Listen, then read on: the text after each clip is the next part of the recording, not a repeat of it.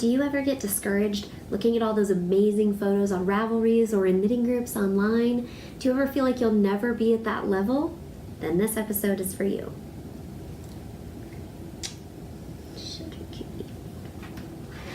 Hey there, Viber Junkies. Oh my God, Gretchen.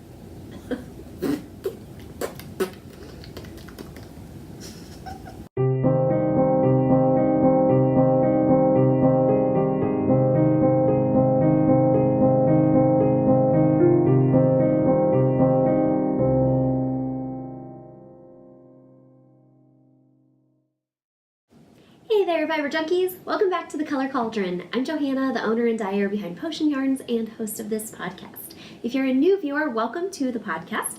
And if you are a returning viewer, thank you for joining us. This is Gretchen.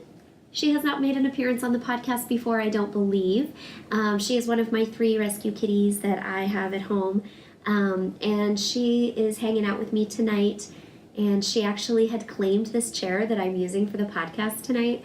It's kind of like her chair. We just brought it home a few weeks ago. We purchased it used from a neighbor and brought it home, and she immediately claimed it as hers, and she looks so regal and beautiful sitting in it.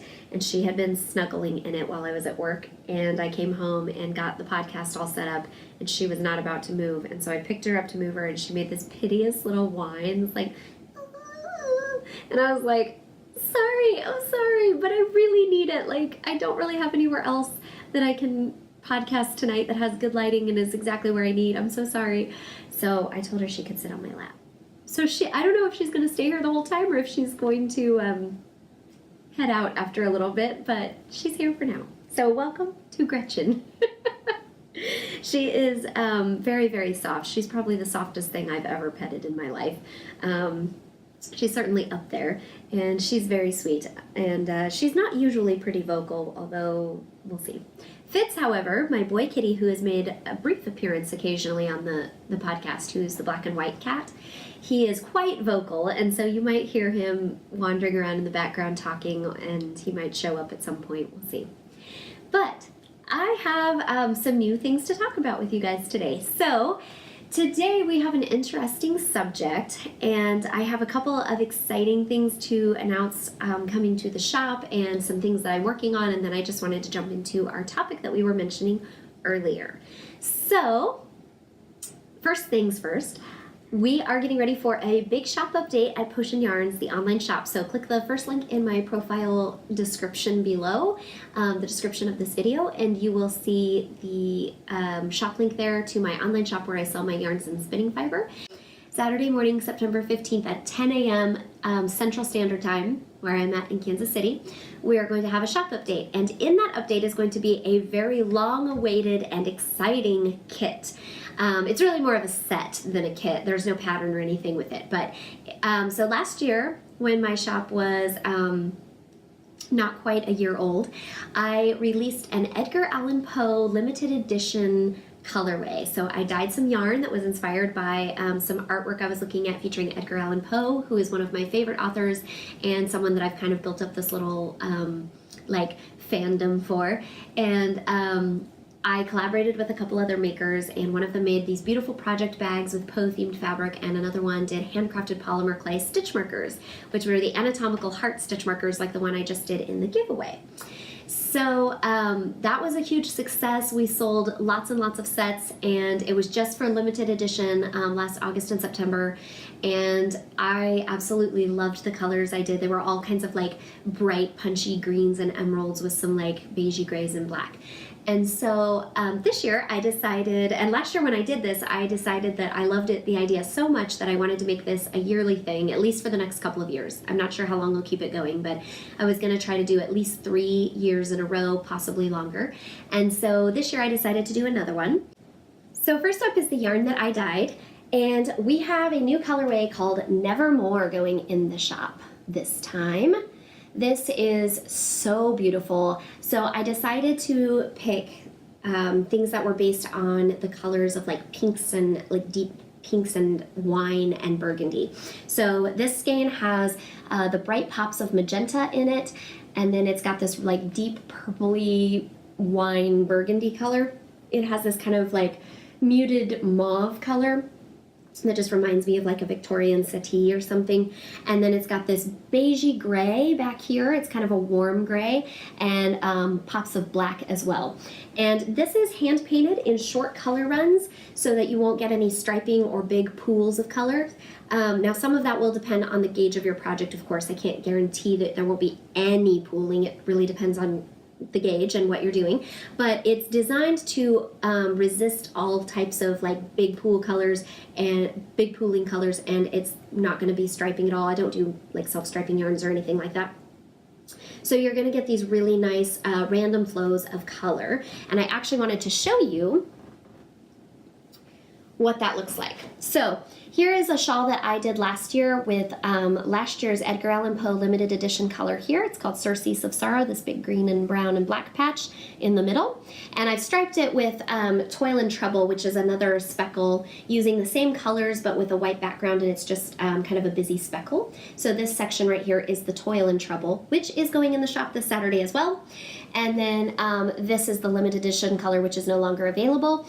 And I wanted to show it to you, not just to make you sad because you can't get it, but because this is dyed exactly the same technique and in the same type of short color runs that the current Edgar Allan Poe colorway is done in. So it'll look like that a lot when it's knit up, where it's got that random flow of color as opposed to like stripes or pools. Because if you look in this stockinette section up here, you see that it doesn't really have stripy sections. It just kind of has this great, awesome flow of color. And again, that'll depend on your gauge somewhat, but it's gonna look like that just with pinks and burgundies and mauve. And then, so the next thing I have is this great bag, which Wanda at Twisted Yarn and Fiber made for us. It has like a raven on it and some spiders. It has potion bottles, a bat. It says Nevermore, some skulls. It's just general, like kind of Poe-esque, witchy, Halloween-y themed stuff. And then it comes with a wrist strap. Now, because of the way the busy fabric is, this comes from a large bolt of fabric that has this, it does have a repeating pattern, but it's got a lot of intricacy to the pattern. So there's all these little like vignettes all over it. And so each bag is going to be slightly different based on where it was in the bolt of fabric. She couldn't guarantee that the potion bottle would be in the exact same spot, but that kind of makes it cool because you'll be able to see a little bit more of the raven on certain bags, a little bit more of the owl on certain bags, a little bit more of the potion bottles, whatever. But they're all basically the same. They're going to look very, very similar. And then it's got this great wrist strap, which I love having those on a project bag.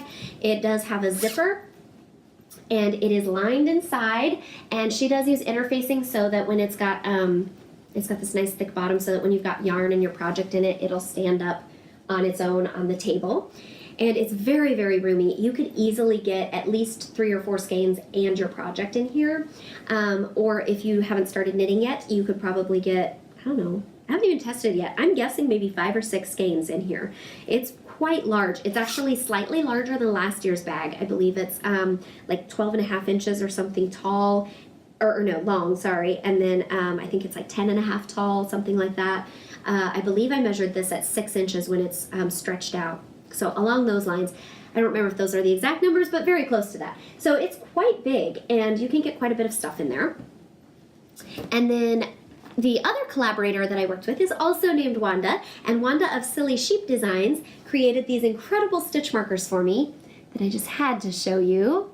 This is a stitch marker set this year, so instead of getting just one stitch marker, you get a set. Now what's cool about this is you can detach these. They come clipped together, so you can leave them together if you want the set as just one stitch marker.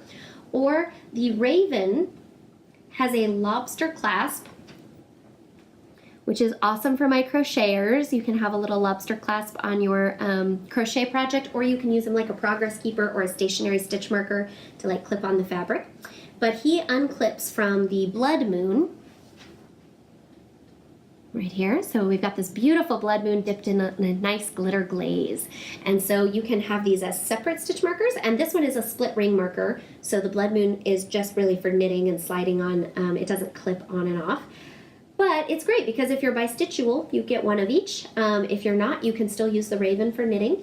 And I don't know, I don't do a lot of crochet, but I feel like you could probably use the split ring for something else, or you can go find a little like lobster clasp guy for these as well, or make it like a little charm.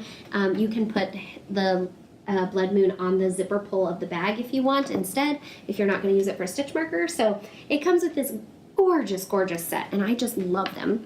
And then Wanda's super sweet and awesome, and she threw in a little extra for you guys this year. So we have these incredible Edgar Allan Poe stickers. Aren't they so stinking cute? With his little scarf and little knit hat with the pom-poms. I love them. So thank you, Wanda, for the hilarious stickers. Those were like a fun little surprise. She told me she was going to put some stickers in, and I was like, okay. And I thought it'd just be like Raven stickers, maybe like a Poe silhouette or something. And then she sent those, and I was like, oh my God, these are adorable. So there are a limited number of these sets available going in the shop this Saturday, so hurry over there, click that shop link below and go snag yours before they're all gone. Again, they go live 10 a.m. Central Standard Time in the United States on Saturday, September 15th. So I don't know how long they'll last, but when they're gone, they're gone. I will have a few, not very many, but a few of the yarn skeins that are yarn only if you don't want to have the entire set, or if you want to get an extra skein to go with it. Maybe you want a bigger project or something, so you need 2 skeins, you can order an extra one that way. But again, I don't have a ton of those, so they'll probably go pretty quickly as well. So that is my Edgar Allan Poe set. Thank you so much to Wanda and Wanda for contributing again. I did think about trying to get different collaborators this year. And, you know, when you have a good thing going and you know you can count on quality, it is worth a lot. And I really knew I needed to turn out a quality product this year, especially when last year was such a success and we'd really raised expectations and everyone is expecting a really great set. I was a little nervous trying new people, even though I had several good candidates that I'm sure the quality would have been phenomenal with. I really enjoyed working with them, and then so I kind of reached out to gauge interest, and they were both super excited about it, and we just work really well together as a team. So we decided to just keep a good thing going, and I'm going to do some collaborations in the future with other makers on some other things. So, okay, let's talk about the topic of today, though. That was a really long-winded explanation because I was super excited about my Poe sets. But I wanted to talk to you guys today about a subject that's been on my mind kind of off and on over the last couple months, and something recently this week, or actually last week, triggered it again and brought it up. So I don't know about you guys, if you're solitary knitters or online community knitters, or you have a knitting group or whatever, but I used to be a very solitary knitter, and then I started a few years ago going to like some trunk shows and occasionally going to knit night at my local yarn store, or we actually have a fiber arts group in my neighborhood that meets every other week. It's been a little bit less lately because everyone's getting busy, but we try to meet every other week. And it started as a knitting group and then quickly branched into all types of fiber arts. So we have ladies that do hand sewing and quilting and felting and spinning and everything else. And so we just basically tell you whoever wants to come and drink wine and eat snacks and talk about gossip about the neighborhood or talk about fiber or yarn or whatever. You can do whatever. So I started doing those things, but that was pretty new for me, and that was just about 5 or 6 years ago. And it was really cool. But even so, you know, I had to get out and go to those things. I couldn't always make it. The audience was limited. And then when I started my hand dyeing of my yarn was the very first time that I actually joined online communities. So I was on Ravelry, but I only used it for patterns and looking up yarn info, and I wasn't in any Facebook groups or anything. I wasn't really on Instagram much, if at all. And so I hadn't really followed anybody. I didn't have a community online at all. And so I joined some groups when I was starting my yarn company to just kind of get to know other knitters, do some advertising, but also just like find out what the trends are, what are people talking about, what do people want, learn about the industry as much as I could. And I found I really liked it, and I really enjoyed getting to know people online. I'm having so much fun getting to share knitting projects and, you know, go online at 2 in the morning and post in a knitting group or on Ravelry or on Instagram even, and say like, I can't figure out this technique, who's knitting this pattern and who can help. And you know, you can usually get quite a few answers, and so it's been really, really great for me. The downside is when you have large groups on the internet and you're looking at all of these projects and yarns that people are dyeing and yarns they're spinning and projects they're making and stuff they're sewing, and it gets very overwhelming, and you always can find people doing stuff that's way better than what you're doing. And so I've heard over and over lately people saying stuff or posting things on Facebook groups and saying things like, I just look at all of the beautiful things you all are creating and I just get so discouraged. I'm never going to be able to knit like that. Or, the thing that triggered this whole discussion was I saw someone post last week in one of my knitting groups, and she said, I've been knitting for over 20 years, and I look at the projects that you ladies and men put up here on these boards and these groups, and my heart sinks and I just feel awful about myself because I've never ever created something that good. And I've been knitting for more than 20 years, and then I see these girls get on here that have just picked up the needles a month ago, and they're churning out Stephen West shawls that look incredible and are perfectly blocked, and I just feel discouraged, and I'm just too embarrassed to even put up my photos. And a bunch of people chimed in and were like, I feel the same way. Or, you know what, my knitting's all right. It's not terrible, but it's not the best, but it's okay, but I can't take good pictures. Or my knitting is fine, but my finishing sucks, and so I knit all right, but when I actually go to make a wearable sweater or something, it looks terrible on me, and I'm embarrassed to post photos, so I just never post photos. I just lurk and watch other people's stuff.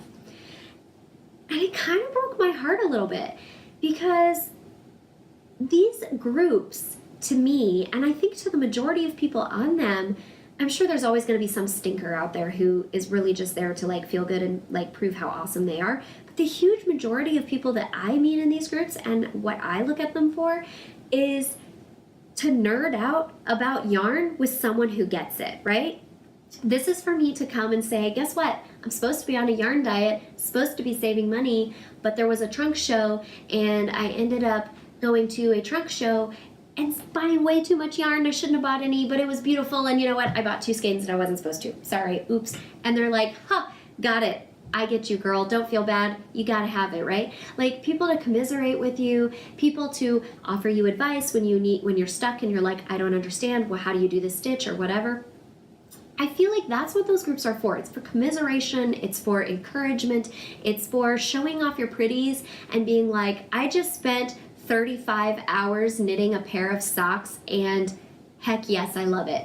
And this is why I don't buy just cheap socks at Walmart and call it good.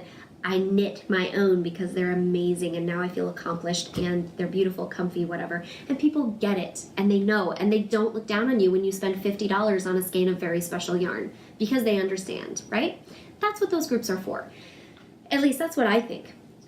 So it breaks my heart to hear people saying, I'm not good enough to participate. I'm just going to applaud you. I'm going to say, wow, you look amazing. Your stuff looks amazing. But I can't let you see what I've created with my hands because I'm not good enough. That's just awful. And that has no place in these yarn groups. Now, what I did like about this post was, in addition to all the people chiming in saying, I feel the same way, there were so many people that chimed in and said, that's crazy talk. I bet you do amazing work. And you know what? It's not about how good you are. There's no knitting police here to tell you how good you are. There's nobody here going to judge you for what you've done. We're just excited that you love yarn as much as we do. So show us your stuff. I want to tell you how awesome you are. And you know what? I'm not that great either, and we all make mistakes. That's what those groups should be about. And I always love when I see someone who encourages someone who makes a post like that, because that's what it's about. It's about encouraging and building each other up, not about tearing each other down or about us tearing ourselves down. So today's topic, I really wanted to be about why we don't feel good enough and how to not be embarrassed about your handmade items. Now, I don't have a magic formula. I was actually thinking about this earlier today, trying to figure out exactly how I wanted to say what I'm going to say. And I wish that I had a 3-point formula to tell you how to never feel embarrassed again about anything that you've made with your hands. But I don't. Because frankly, I know that no matter how good we get, there's always going to be that self-critical part of us that's going to look at it and say, that's not good enough, or I wish I'd picked better colors, or I wish I was better at weaving in my ends, or I should have blocked that more aggressively or less aggressively, or I should have blah, blah, blah, whatever, right? There's always going to be that part of us. So I don't have a way to tell you how to get rid of that indefinitely. But what I can tell you is I don't care. I don't care if it looks like the dog's breakfast. I'm just glad that you are making something with your hands. That's what I care about. And why are you knitting anyways, or crocheting, or weaving, or spinning, or whatever fiber arts you're doing, whatever you're making with your hands? Maybe you don't even make anything with fiber. Maybe you're an artist watching this for the first time and you're a painter or a sculptor, or you make something else, but you make some kind of art with your hands. That's what this is about. It's not about the end result. At least it's not for me. And you know what? I really consider myself equal parts product and process knitter. I don't consider myself one or the other. I think I'm equal parts. But I really have come to understand that the joy in knitting is the joy in making. Whether that is because I like to wear the things I make and give the things I make as gifts, and I like to actually use the product because I'm a product knitter, or because I enjoy the journey and learning new techniques and feeling the yarn between my fingers and I'm more of a process knitter. And honestly, while I appreciate those distinctions between product and process, I really think that the huge majority of crafters that I meet these days are equal parts product and process. Because no matter how much you love to use the stuff, everybody loves to feel the yarn slipping between their fingers and hear the clack of the needles and, feel that sense of exhilaration when you know you're coming up to the cast off or you just mastered a new crazy stitch technique. That's not just process knitters. Everybody loves that. That's why we love knitting and crochet or weaving or spinning or whatever. That's why we like these things, because of the tactile feel, right? So it's about what you're doing, not the end result. But here's the other thing. You shouldn't feel embarrassed, because no matter how bad it is, the next one you do is probably going to be better, and the one you did before is probably worse. Even if it's not exactly, maybe the next one you do is actually going to look a lot worse because you're trying a new technique. I've done that. I have so done that. Ask me how I know. Intarsia umbrella sweater. Oops. After doing a bunch of stranded knitting and being like, oh yeah, I got this 15 color Fair Isle sweater down. I can totes do this. I picked a 2-color Intarsia sweater with little umbrella motifs all over it. I've never finished that, and I never will. I ripped it out because it literally looked like the dog's breakfast, and it was no fun to knit. The pattern wasn't any fun, so I knit it out. So you don't have to keep finishing it. But it was way worse than what I'd been doing for years, and I hadn't made something that bad in about 6 or 7 years, and I was humiliated. It was so bad, it was funny, and my husband even laughed at it, not in a mean way, but we were sitting there giggling at it together because it was so bad. And I was like, blocking might fix some of these issues, but I'm not enjoying the knit, so I'm just not going to finish it. But I didn't get discouraged, and I'm actually contemplating a new Intarsia project now. I'm not going to cast it on for a minute because I've got so many things going, but I'm looking at some patterns for further down the road that include some intense Intarsia, and Intarsia is one of my downfalls. I'm not good at it, but that sweater taught me a lot of things that I was doing wrong with Intarsia and things I needed to improve on. So now I feel like I'm going to tackle another one again in the future. At some point, I'm going to try another one because I learned a lot. So even if it looks worse than what you did before, you are still getting better. It's the learning process. You must learn by doing in order to have a skill with your hands.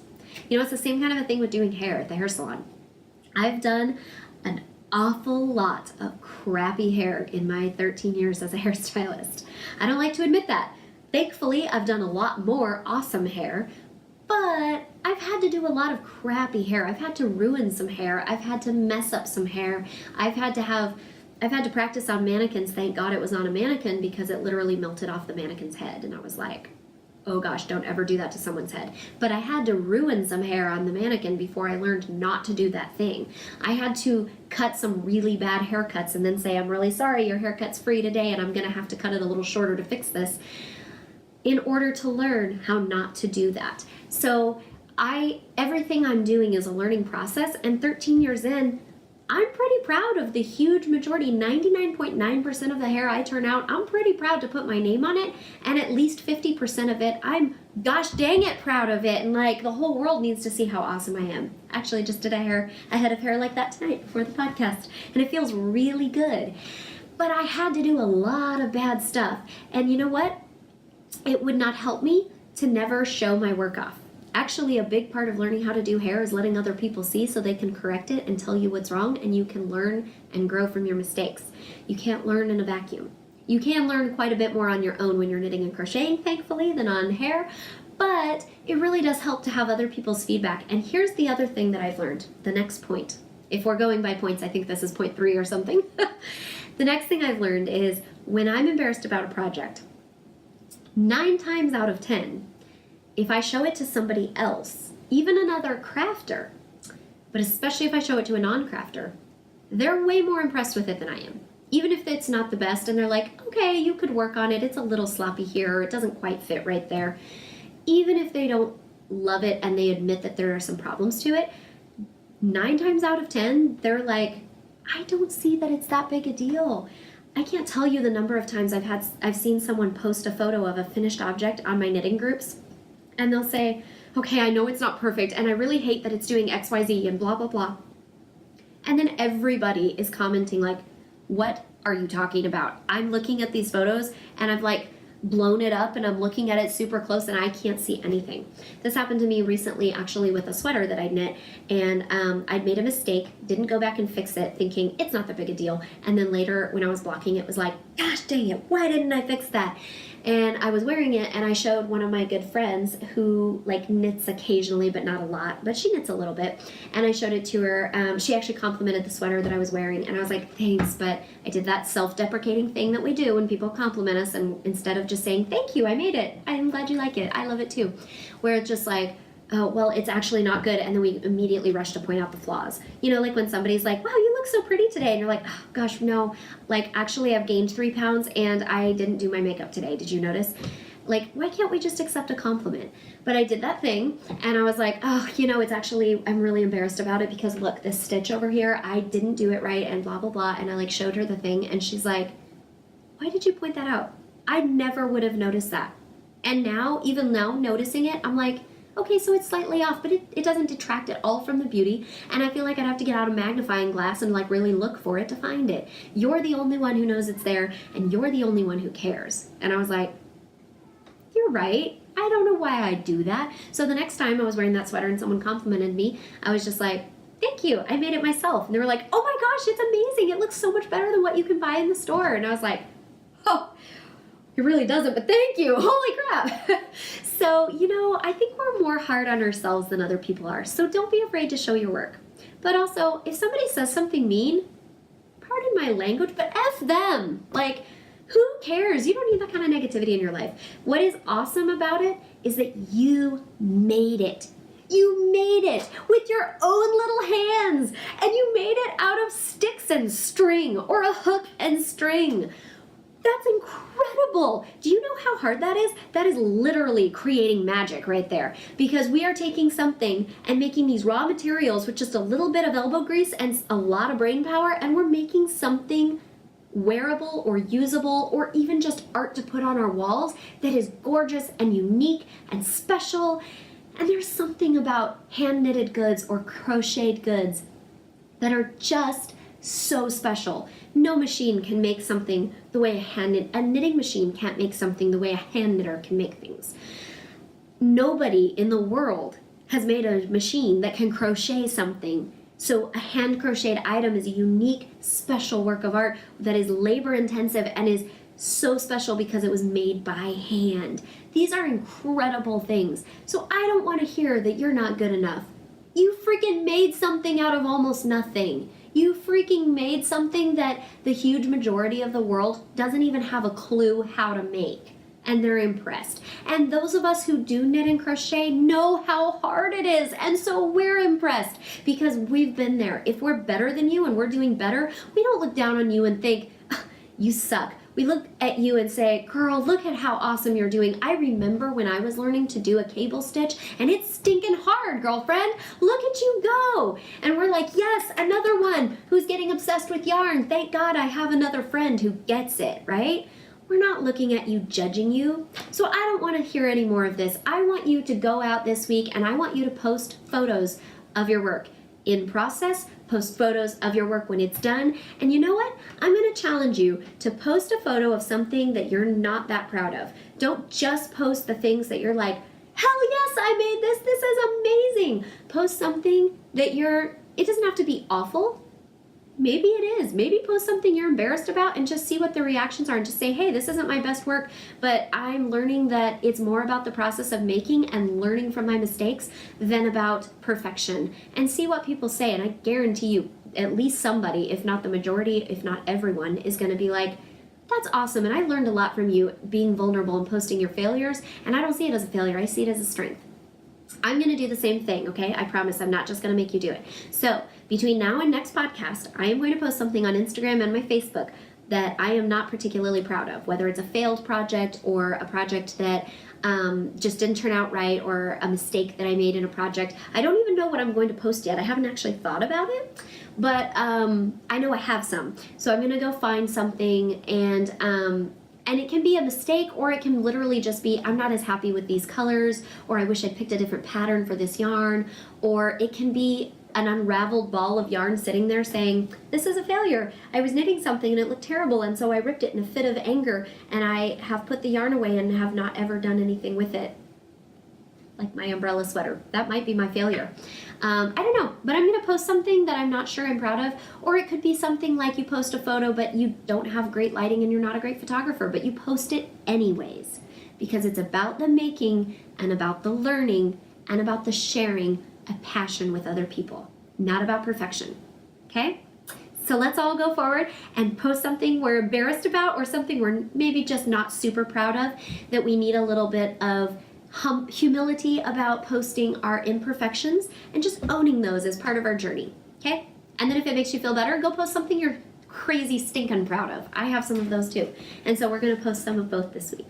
Okay? And if you're not already on Facebook groups, I highly recommend that you just search for knitting groups. There's a gazillion out there, so I'm not even going to give you any to join, because honestly, I can't keep up with them. There's hundreds, if not thousands, maybe even millions, I don't know. And they have them for super specific things, like lace knitters who only knit Orenburg lace shawls that pass through a wedding ring. And then they have I literally knit anything and everything. They have groups. I'm in a group that is not just knitting, it's all types of fiber arts, but it's specifically for offensive fiber art. So they do they knit cuss words into things, and they cross stitch phallic symbols and naughty knits and things like that. So if that's your thing, you can join those groups. If that's not your thing, they have groups where those things are prohibited, and you can only post family friendly knits. So literally whatever your particular boundaries, taste, personal style, desires, language, part of the world, whatever, you can get super specific, like